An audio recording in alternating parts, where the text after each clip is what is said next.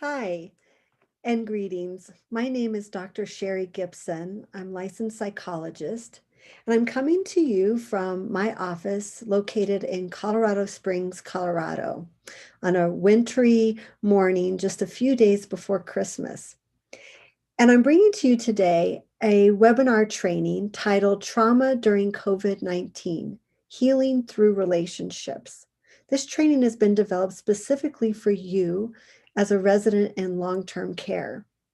And this training is also brought to you by a collaboration between me and the Connecticut State Long-Term Care Ombudsman and the Department of Aging Disability Services. The intent of this training is to share with you my knowledge about trauma-informed care. What does it mean to provide trauma-informed care in long-term care communities? And to explore the range of experiences that can happen to people when either they are dealing with a current traumatic event or as they respond to maybe even a lifetime of events, and to identify ways that you as a resident can either help yourself or help others that you notice who are struggling and maybe having a trauma reaction. And then hopefully through collaboration with your resident council and with staff in your communities, that your questions can be answered even further within your communities. And then most importantly, to remind you and to remind all of us as we journey through what is a very changing landscape of COVID-19, to remind us all that healing happens in relationships. The coronavirus crisis has affected us in so many different ways, physically, emotionally, economically, socially, psychologically, and for some spiritually. All of us are dealing with the very real challenges of widespread serious illness and the inabilities of healthcare systems to cope with it. Social and community disruption, economic fallout and financial problems, obstacles and interruptions to many aspects of our daily lives, and the list goes on. And one thing that's been paramount also during this pandemic is that at some level, most of us are experiencing grief. There are losses that are real, such as losing a loved one, a family member, or perhaps friends and peers of yours living in long-term care. Those losses are real and are also disrupted by the inability for us to have opportunities for rituals such as funerals where we can commune together as we once did. And then losses during this time have been also symbolic, missing, milestones of our loved ones, graduations or birthdays, anniversaries, perhaps even missing family gatherings around Mother's Day and Father's Day and Thanksgiving, and now as we approach Christmas. And although as we speak, there is hope, there is light at the end of the tunnel, in terms of a vaccine. Many of you may have already received the vaccine in your state, and some of us will be getting it very soon. And we're all hopeful that by this time next year, we'll be looking in the rearview mirror at coronavirus, but also moving forward in new ways that we've had to adapt during this pandemic. And while scientists are continually trying to understand the multiple layers of physical illness associated with COVID-19, the stressors associated with the pandemic are also likely to have serious mental health consequences. It's quite normal for us to experience distress as a result of chronic stress of this magnitude. Individual responses to stress or to trauma are multifaceted. There are two things that I think we have to think about in terms of how people react to trauma, particularly trauma related to COVID-19. And that is, we have to understand what were the pre-pandemic circumstances of any individual and the resources that were available to him or her. So that involves prior exposure to adversity, such as, poverty or illness, physical, mental health vulnerabilities, economic and social supports. And then secondly, what is the exposure? What kind of exposures have been encountered since the pandemic? So illnesses or a loss of a family member or another resident. You may have family members or staff within your community who've lost their jobs or have lost health insurance because of the pandemic.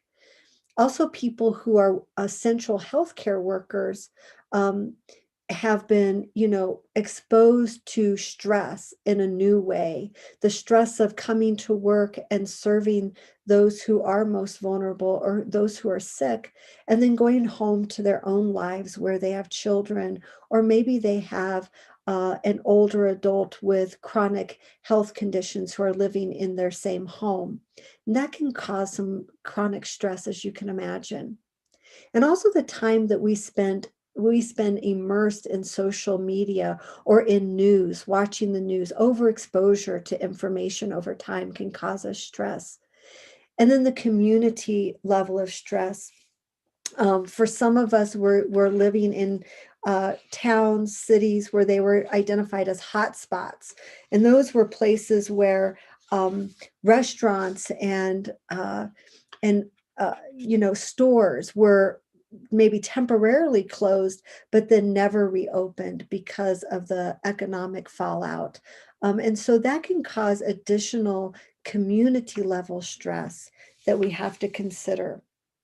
So the emotional and behavioral response to this ongoing crisis will be multi-determined, but not random, meaning that psychological science has isolated risk factors that can guide healthcare professionals and social service organizations to identify the most psychologically vulnerable among us. So when we talk about trauma responses, I'm referring to not only the residents and families that we are all charged with serving during this time, but also the staff and your family members and maybe your old colleagues who are out there living and visiting you as they can in the different ways that they can. All of these, everybody is impacted, even at the leadership level within long-term care. Everyone is impacted. Trauma-informed care has been studied and researched and looked at for many years through the Substance Abuse and Mental Health Services Administration. This is an organization at the federal level who's done a lot of important work, meaningful work with survivors of trauma and families of survivors. And what they have found, and this is in its most simplistic form, is that they found that behavioral health is essential to overall health and that prevention works and treatment is effective. Now, it's important here that I differentiate between trauma-informed approach to care and trauma-specific treatment. These two things are very different. What I'm here to talk about with you today is, what does it mean to be trauma-informed care providers? What does it mean to be a trauma-informed, oh, I'm sorry, I'm getting pardon me. Technology has its challenges. You probably just saw something come up on my screen. I just hopefully deleted it. But trauma-informed care approach means that we adapt a philosophy of care. We adapt a philosophy of being with people. So it's not only in our care as care providers, but it's also just as community members, how we approach people, understanding that a lot of people may come into our presence, into our lives with trauma histories. And so how do we understand that so that we can have relationships that are meaningful? Trauma-specific treatment is more about empirically based manualized treatments that specifically target symptoms of trauma.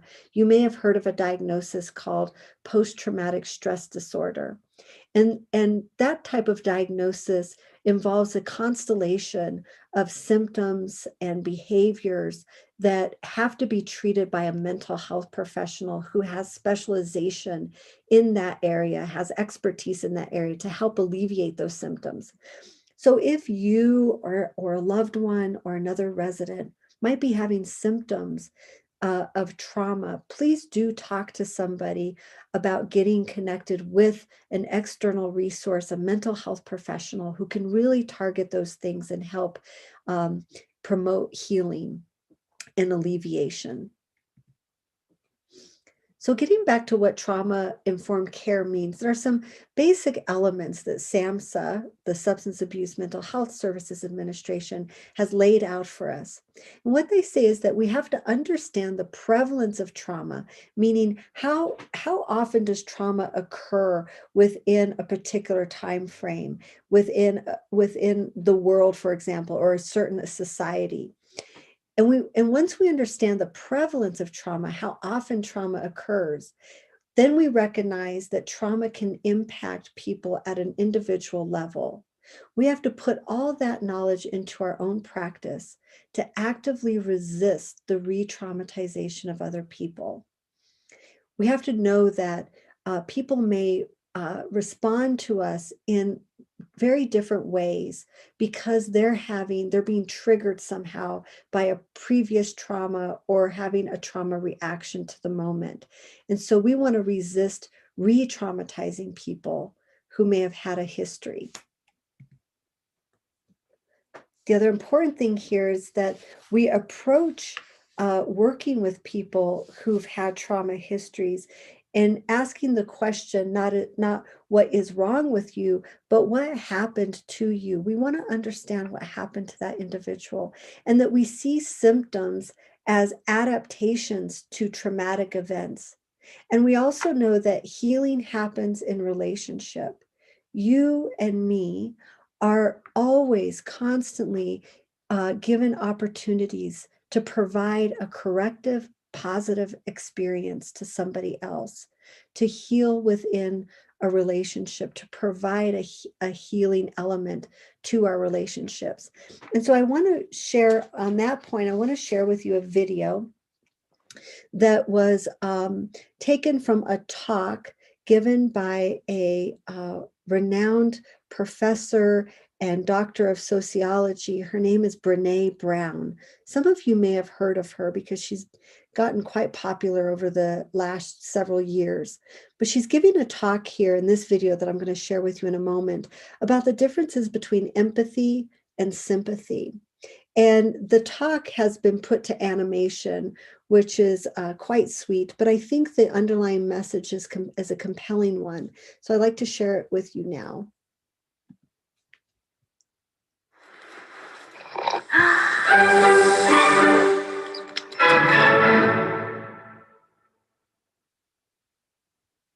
So what is empathy, and why is it very different than sympathy? Empathy fuels connection. Sympathy drives disconnection. Empathy, it's very interesting. Teresa Wiseman is a nursing scholar who studied professions, very diverse professions where empathy is relevant, and came up with 4 qualities of empathy. Perspective taking, the ability to take the perspective of another person or recognize their perspective as their truth. Staying out of judgment, not easy when you enjoy it as much as most of us do. Recognizing emotion in other people and then communicating that. Empathy is feeling with people.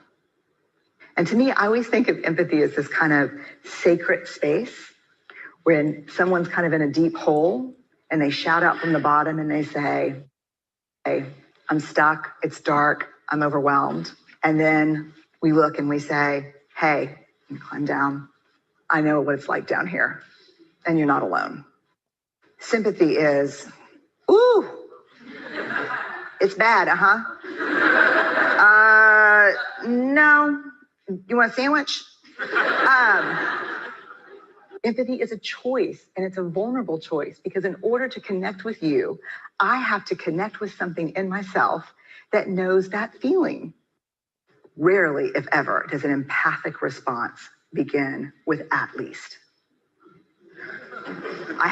Yeah. And we do it all the time, because you know what? Someone just shared something with us that's incredibly painful, and we're trying to silver lining it. I don't think that's a verb, but I'm using it as one. We're trying to put the silver lining around it. So I had a miscarriage. Oh, at least you know you can get pregnant. I think my marriage is falling apart. At least you have a marriage. John's getting kicked out of school. At least Sarah is an A student.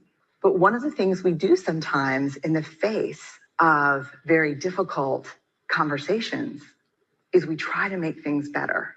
If I share something with you that's very difficult, I'd rather you say, "I don't even know what to say right now. I'm just so glad you told me."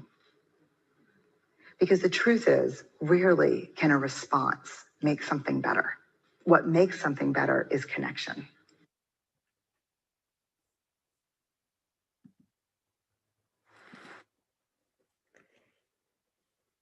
I'm curious about what your reaction is to that video. I'll share with you what my reaction was when I saw it a few years ago. And that was that I was so aware of the times that I used that phrase, "at least," and how invalidating that can be for the other person who did share something so intimate and so personal. And Brene Brown has it right here, where we come by it very naturally because we want to put that silver lining around the trauma, or around the suffering, around the painful experience. And what really people need from us is maybe not to fix it, maybe not to highlight that at least you've got it better than others, but that we just sit with it with the person and acknowledge the difficulty that they're having. I'm curious how many of you have either been in the situation where somebody has used that term with you, at least you're, not homeless, at least you have family, those kinds of statements, and what you felt in that moment. And I think it's these moments where we learn something new that way, that we can be differently. And it changes the dynamic between us and other people in a way that is positive and healing and optimistic and connective. So, what is trauma? Well, at its basic elements, this is a framework I'm going to share with you. It was developed by a working group of researchers, practitioners, trauma survivors, and family members who were convened by the Substance Abuse and Mental Health Services Administration that I mentioned earlier. And it's an important framework because it creates an understanding around the complex nature of trauma. So I'll read it for you here. It says individual trauma results from an event, a series of events, or set of circumstances experienced by an individual as physically or emotionally harmful or life-threatening, and that it has lasting adverse effects on the individual's functioning and mental, physical, social, emotional, or spiritual well-being. Now you'll notice here that I've got 3 words that have been highlighted and underlined. And I want to talk about those words because they really do have important meaning embedded within this definition of trauma. The focus on events places the cause of trauma in the environment, not in some defect in the individual. This is what underlines the basic credo of trauma-informed approach. And that is, it's not what's wrong with you, but what happened to you. The focus on experience, the second word that I have underlined here, highlights the fact that not every child or adult will experience the same events as traumatic. This is this was profound for me to understand as a psychologist when I was working with veterans at the VA Palo Alto during my pre-doctoral internship years ago. And one of the things that I discovered is that there were some veterans who came back from conflicts, war conflicts such as Vietnam, the Korean War, Gulf War, and who had suffered long lasting effects from the horrific things that they saw or took part in when they were in these conflicts. Juxta uh, Set aside from people who also were in those wars but came back and seemingly didn't have a trauma reaction. So these are groups of people who experience the same thing but came out of it in different ways. So that's the individualized experience that we're talking about here. Effects, the identification of a broad range of effects, reminds us that our response must be holistic. It's not enough just to focus on symptoms or behaviors of people, but our goal is to support any individual, whether that's a child or an adult, to grow, to be able to live a very satisfying life. There's a wide range of traumas or events that can potentially cause trauma.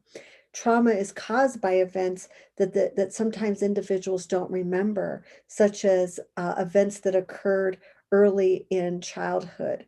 Trauma can be caused by events that are well-intentioned and necessary, such as medical procedures.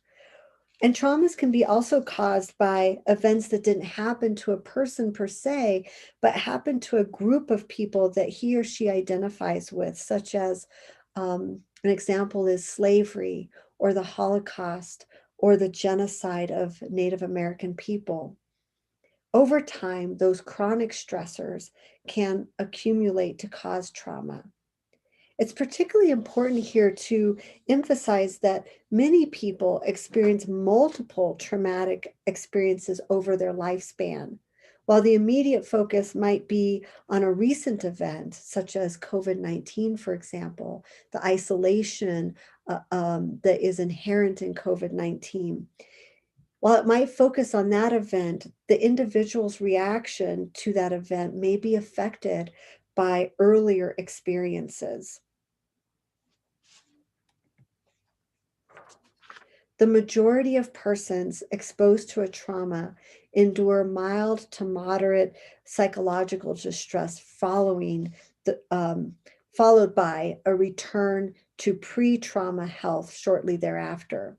But nevertheless, a substantial proportion of persons exposed to a trauma or traumatic event develop chronic pathological symptoms that may be debilitating and can last for several years.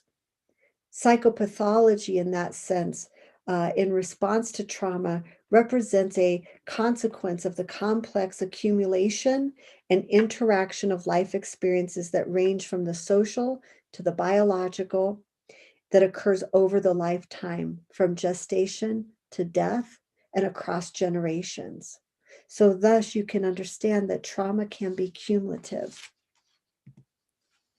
I want to transition now to talk about the impact of trauma for people. To understand the impact of trauma, we have to start with a discussion of the brain's development.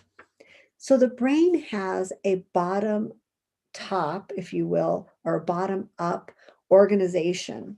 The bottom regions, which is our brain stem and our midbrain, those are ones that control the most simple functions, such as our respiration, our heart rate, and our blood pressure regulation, for example. The top areas, we refer to that as the limbic system or the cortex, have more control over complex functions such as thinking and regulating our emotions. At birth, the human brain is underdeveloped.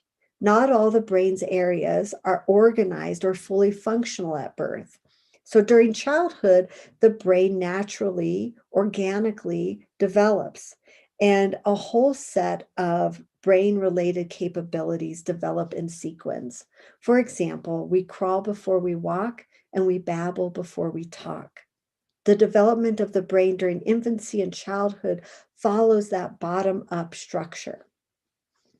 The process of sequential development, if you will, of the brain is also guided by experience and by the environment. So the brain then, when the environment and experience is also interplayed with the natural development of the brain modifies itself in response to experience. So you've probably heard of the nature and nurture interaction of brain development or even human development. That's where this comes into play too. This schematic, or this graph, if you will, shows the mechanisms by which, when adverse childhood experiences happen early in life, what kind of influence they have in overall health and well-being through the lifespan. So what we know here is that when a child in that early brain development stage, which really is between the age of infancy to about 24, 26 years of age, during that time, when a person has a traumatic event happen to them, that can disrupt the normal development of the brain, which then you can understand would have consequences on a person's social, emotional, and cognitive development and abilities. That can lead to an adoption of health risk behaviors, such as smoking or drinking alcohol, using drugs. And the reason why people adopt those health risk behaviors is to deal with, to cope with the anxiety or the fear or the sadness related to the trauma. It's a way to survive the trauma.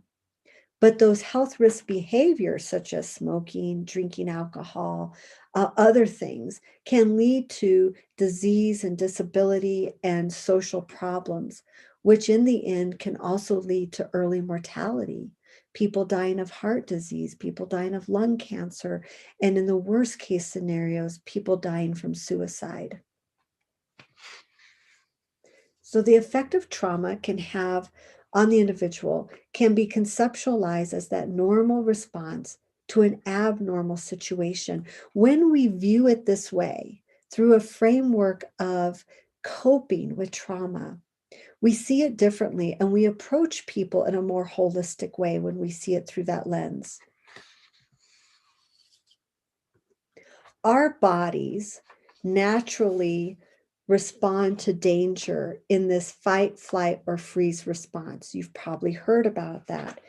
And there's some common behaviors, even by trauma survivors, behaviors that are often labeled as problems by the mental health system, for example, can be linked to those responses and to the effects that trauma has on the brain. So this slide lists the three sets of problems, if you will, that are often attributed to people in the mental health system and shows how the behavior might actually be a survival mechanism tied to a fight, flight, or freeze response. So first you have the fight response. In the mental health system, people who struggle too hard to hold on to their personal power may be labeled as non-compliant or combative. Second is the flight response. And in the mental health system, anyone who emotionally withdraws or disengages too much may be labeled as treatment or may be labeled as disengaging or withdrawing. Could be labeled also as resistant or uncooperative.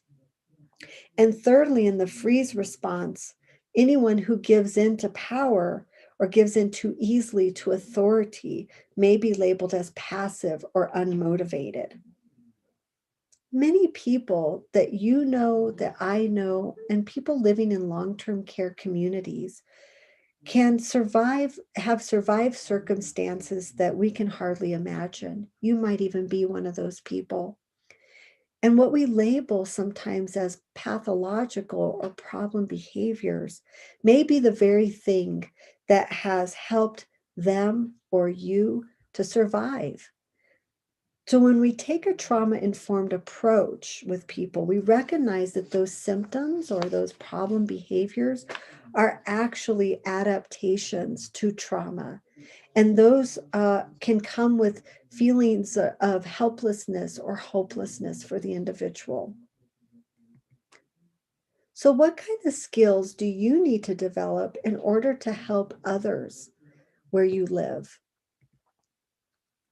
There's a few things that I want to review with you. And one, I think, probably the most impactful skill that you can develop is being able to identify and validate feelings that you see in other people.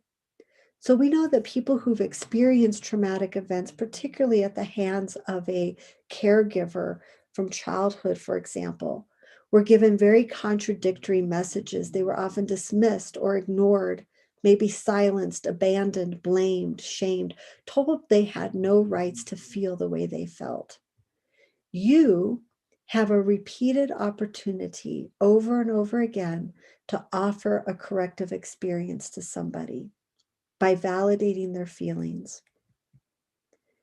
So, what you want to do is you want to look for nonverbal emotional cues by people, whether or not they hold your eye contact, their facial expression, are they grimacing or are they smiling, their tone of voice and their body posture, their movements, rhythm and rate of voice. So for example, if you're sitting with me and I'm like this with my hands crossed, leaning back, what does that communicate to you? What do you interpret from my body language as to what I'm feeling? What would you say to me in this moment? Well, one thing you could say is, wow, Sherry, you look frustrated or you look closed off. How are you feeling? So you want to reflect that person's state. If I'm being angry or if I'm yelling about something, you could actually say, it sounds like you feel very angry about this. Once you've reflected a feeling, once you know that feeling, then you want to validate their emotion. I just give you an example here. You had to wait 3 days to get an answer, and your question was really important. I understand why you'd be mad about this. So once you've labeled the feeling, then you want to validate that person's experience. It doesn't mean that you're condoning their experience or that you're agreeing with their experience, but you're recognizing it.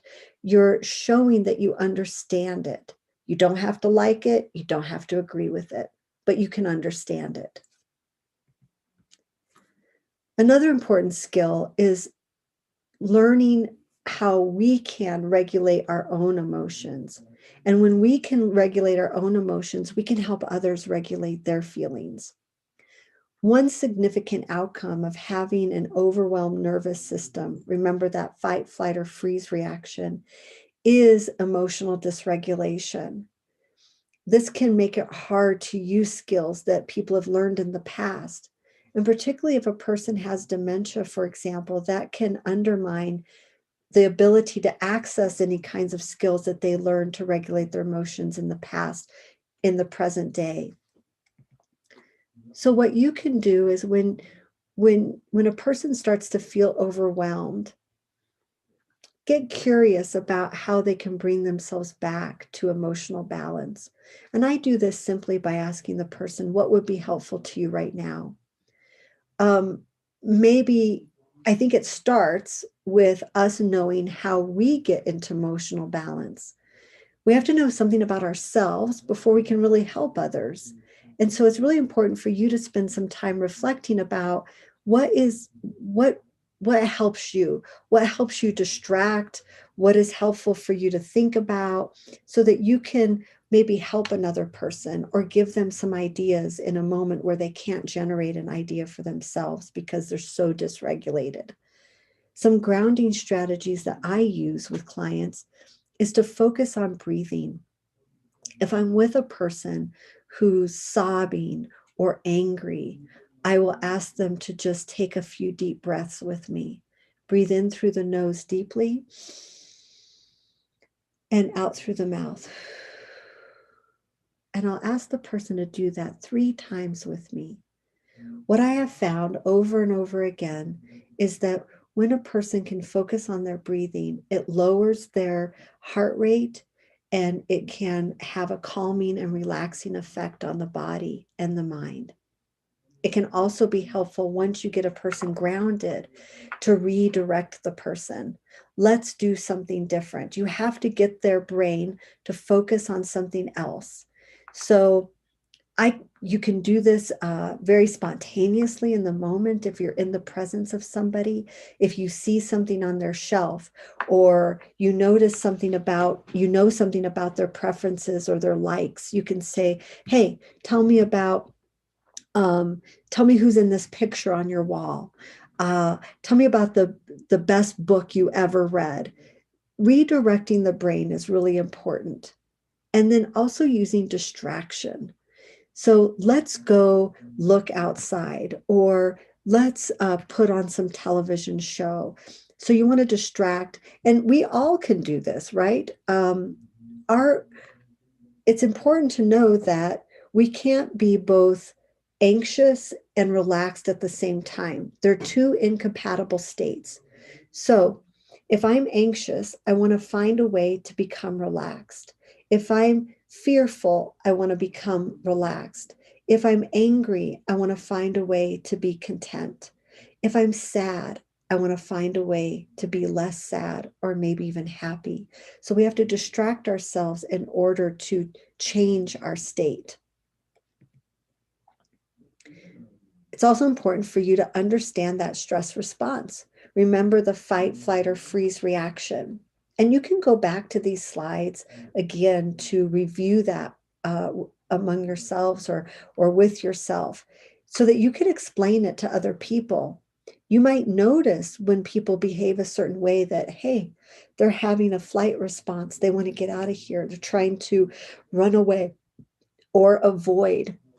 Many people who've been exposed to trauma are either under or over responsive to even the slightest perception of danger. And those behaviors can include, violence at its worst. It can include running away, maybe self-abuse, people hurting themselves, or just shutting down.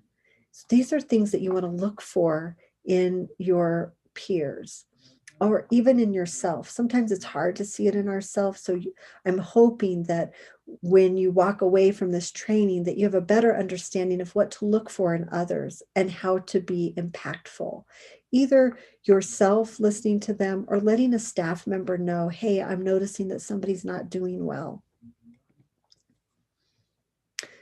Appreciation.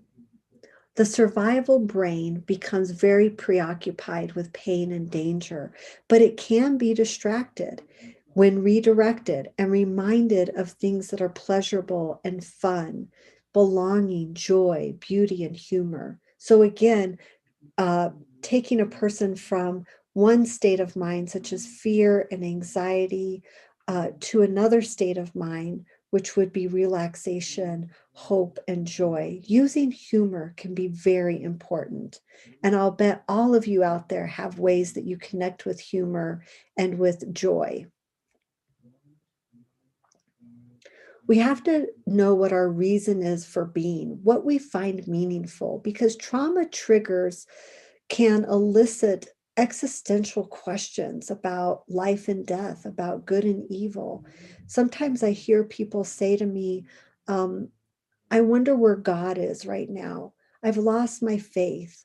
I feel abandoned by God. These are things that come up for a lot of people, and it's normal to come up. But how do we reconnect with purpose? How do we reconnect with being again and finding meaning in our everyday lives? So one thing that you can ask of yourselves is, what aspect of your life do you have a deep connection to? What things bring purpose and meaning to your life?